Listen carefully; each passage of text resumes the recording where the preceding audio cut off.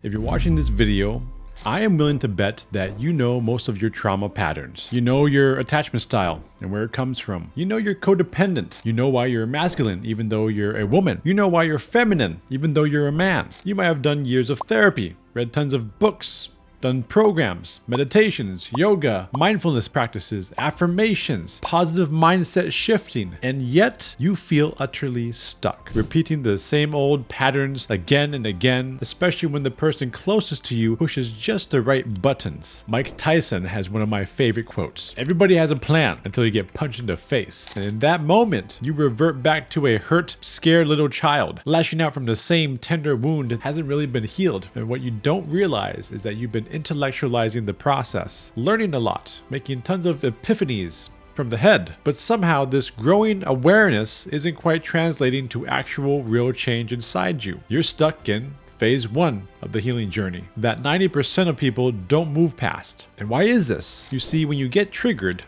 the amygdala in the brain gets activated and the prefrontal cortex literally shuts down. In super simple terms, the reasonable, patient, understanding part of your brain literally goes to sleep. And all the healthy things that you've been learning and trying to embody, it flies out the freaking window. Then the scared and hurt little child inside takes over and tries to protect itself at all costs. This part of yourself is the part of you that is in charge of the fight, flight, freeze, or fawn response. This is the same part of you that had to activate when you experienced childhood trauma, your original wounding from all the times that you felt abandoned, unworthy, shamed, unsafe, not good enough. And because you didn't have emotionally mature parents to help you process this pain, it got stuck in your subconscious and in your body. So instead, your ego had to take over and create coping behaviors, beliefs, and even a personality to help you deal with that pain. It's why someone learns to be super charismatic and funny to make up for the pain of feeling unseen or unheard,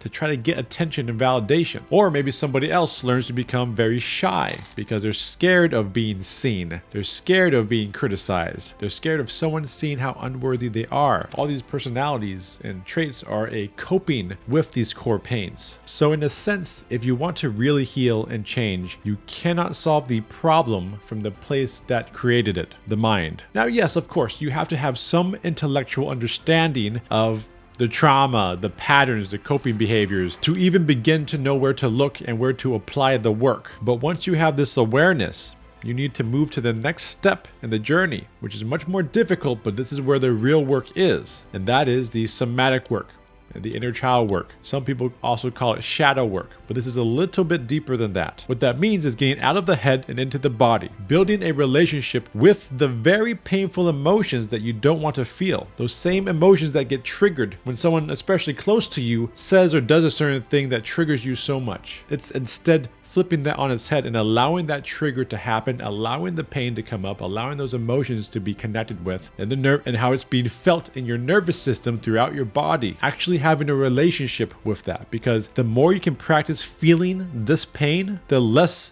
you will have to cope, because the more that you can practice feeling inside the body, no matter how painful or uncomfortable these emotions are, these core emotional wounds, the less that you will have to do those coping behaviors, the less you will have to do that anxious attachment behavior or the avoidant attachment behavior or the being codependent or even being a narcissistic. But most importantly, the more you learn to feel that pain, and this is the paradox of healing, the more you learn to feel the pain inside you, right? Whether it's the pain of abandonment, the pain of feeling shame and not enough and not good enough, whatever that thing is for you, the more you can feel that and stay present with it, the more it will actually do the opposite of what you think. It will start to dissipate. And absolutely, it's easier said than done, which is why you want to work with someone to hold your hand through it. A journey that I guide clients through. Facing the deepest fears and insecurities inside you is no easy task. The ego will try to take over again and have you spinning your wheels, doing your coping behaviors and doing what you've always done. You need someone to challenge that